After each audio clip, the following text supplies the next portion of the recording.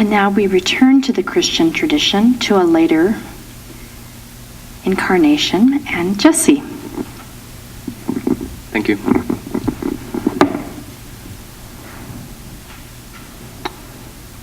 I agree that I'm starting to hear some themes coming from up here, and I think that the thing that stands out most to me so far is the sense of responsibility that I hear from everyone, that we have a responsibility, and that in some cases that responsibility is not being met, and that's a problem. And that's definitely something that I would agree with, that we do have a responsibility, and there's plenty of evidence that that responsibility is not being met. I'm going to start with a personal story. My friend Jim, at my meeting house. For those of you that don't know about the Quaker faith, we have meeting houses. We don't have churches, but it's a place where we come to gather, and we sit in silent waiting for God to lead us and to show us the correct path forward. And my friend Jim is what's called a weighty friend. And what that means is that although in our faith we don't have leaders as such, we don't have people of authority that by virtue of their position they can make choices for other people. That's absent from our faith. But there are certain individuals who, because of unusual gifts, they carry a lot of weight. You know, they're weighty. They are people demonstrate a great deal of respect for their opinion, because it over time they've shown that that they're in touch with something profound. In any case, Jim has organized, and I don't know how old Jim is. He's got to be, I'm looking at my wife here, is he 80? He's old, no offense. He's old, and the guy is still going, and he started this Global Coolers thing, and the Global Coolers is a group, and how this works in the Quaker meeting is that if you feel led, if you feel moved, right, organically from inside yourself, that you need to do something, right, then the first thing that you do is you bring it to meeting, and you say, I'm moved, it's time to do something on this, and we have to do it right now. And there's no waiting around for it. And so Jim did that. And so there's a small group called the Global Coolers, and they meet, and it's specifically on climate change and what Quakers can do to respond to the challenge, that's posed to us. Because it's like the world is posing us a question, And if we listen to that question, we can say, this is my response. This is what I have to say in response to your question. And so it's a remarkable thing, and it's a personal thing, because it's people that you know, people that you're in relationship with, and they meet on a regular basis, and it's kind of a spin-off from another committee. We have lots of committees that overlap, because we don't have leaders, so we have lots of committees, and oftentimes people will be on multiple committees. And I clerk the Peace and Social Concerns Committee, so it's the committee that is designated with responding to issues of justice in the community. And so I'm the facilitator, essentially, of that committee. And within the context of the Quaker faith, we don't have any kind of creedal statements. We don't have any documents that we can point to other than the Bible. But we do have things called testimonies.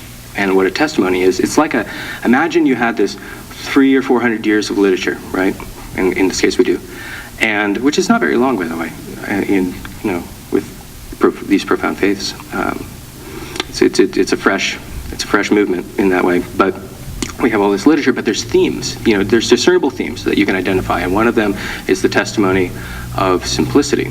And the testimony of simplicity has it that a good Quaker is a Quaker who dresses plainly and speaks straightforwardly and doesn't have any fancy cars and doesn't, gather up material possessions, living simply. And this testimony has had several manifestations, over the years. And it applies to everything. I mean, at one point in time, Quakers only wore gray, and I decided to wear gray today. But now we're allowed to wear anything we want, and so it's very liberal. But the plainness of dress was a key thing, because it distracts us from God, and it distracts us from our responsibility to each other and to God. The more time that we spend buying things, the more time that we spend trying to puff up our ego and make ourselves, attractive to other people, that's time that we're not spending responding to the problems that are being posed to us. And that's time that we're not spending doing other things. And so the testimony of simplicity today is being reimagined. It's being we return back into our tradition and to rediscover what is there for us. And right now, the testimony of simplicity is telling us, widely, that perhaps a return to a more simple lifestyle, is part of the answer. It's part of what we need to do, And it's not a profound theological enterprise. It's the fact that when you look around, you can ask yourself, how many pollutants did this create when it was made? And where's this going to go when I get rid of it? And, this car that I have, what about that? And what about the role that oil plays and so on? And so Quakers see themselves in the world, right, as part of it, in the system. The world is not separate from our community. In the same way that God is in every single person, even the most repugnant and disgusting, God is there also. In the same way, God is in the world, and we are in the world together. And so we can't divide that. We can't separate that. We can't say, those people are over there and they're different. We have to minister to them and meet their needs. And we can't say that field over there can be dumped, we can dump oil on that. Well, we can't, because we're part of that. That's part of us. And we're not separate. And so testimony of simplicity is a major resource for us in these times. And then I would say, only briefly, that another testimony that is important is the testimony of equality.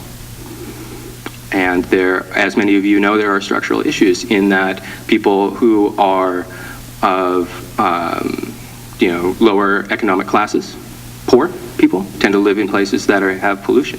And nobody's out there saying all the poor people have to live in the industrial district, but it's systemic. It reflects the mindset, and the sum of all the small choices that we make. It adds up. It's a systemic effect. And that's unacceptable.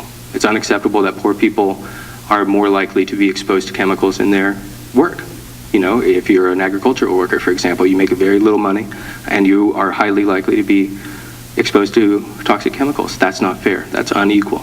That in itself is unacceptable, because our tradition says that all people are equal. That's why Quakers don't take off their hat. It's because, who are you that I should take off my hat? Really, it sounds, and Quakers get in trouble for that. And I was just reading on the way here, there was a Quaker in 1750 who lost 3 hats, and he petitioned to the meeting house for someone to buy him a hat.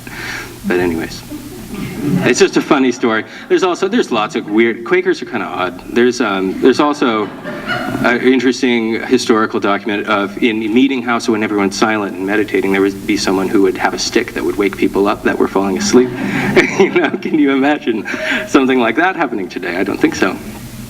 But the testimony of equality, everybody's equal, and therefore, if there's going to be toxic effects of our mindset, in the world, if our mindset and our behaviors create toxic effects, those should be shared. We should all have our dose, And so I think that's a challenge to accept that. Because if you believe in equality, if you really believe it, then I challenge you to reach a different conclusion, about that. So finally, I just want to quickly say that Quakers, although we're known for being primarily reflective, we're also known for direct action on social issues, and we intervene directly in situations of injustice. And I'll give you some examples, because there's layers of impact coming out of the Quaker church, the Quaker tradition right now.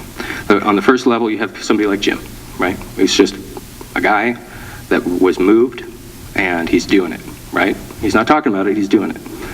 And then there's higher levels of organization. The Friends Committee on National Legislation, FCNL, it's a lobbying group that is a Quaker lobby group. They have not only a beautiful, fully ecologically sound building, right, that collects rainwater, that is, double insulated, and just, it's amazing. All passive solar heating, all this stuff, very hip, in the whole sustainability technology.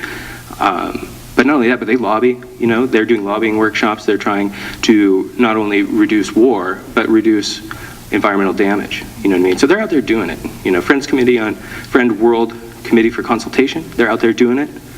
There are Quaker houses in Central America that do direct coffee trade, you know, with our meeting house. So they send the coffee directly to us, and it's organic, and we pay them a fair wage, you know, and a fair price. Well, more than fair, you know. We could get it cheaper elsewhere. But, you know, it's about doing it. It's about actually doing it. And then finally, about direct action, there is a very weighty friend, George Lakey, who taught a direct action training in Santa Cruz, and I was privileged to attend. And it was for social justice and environmental justice, fusing those two things together. And it was a remarkable workshop in that Quakers from all up and down the West Coast gathered in this private, wooded setting, and we spent 3 days talking about how we are going to do it, you know, how we are going to put ourselves on the line to effect change. And that would involve getting arrested in some cases, and that would involve creating difficulties and uncomfortable emotions, you know, with certain people. But that's also part of the Quaker tradition, is plain speech, prophetic speech.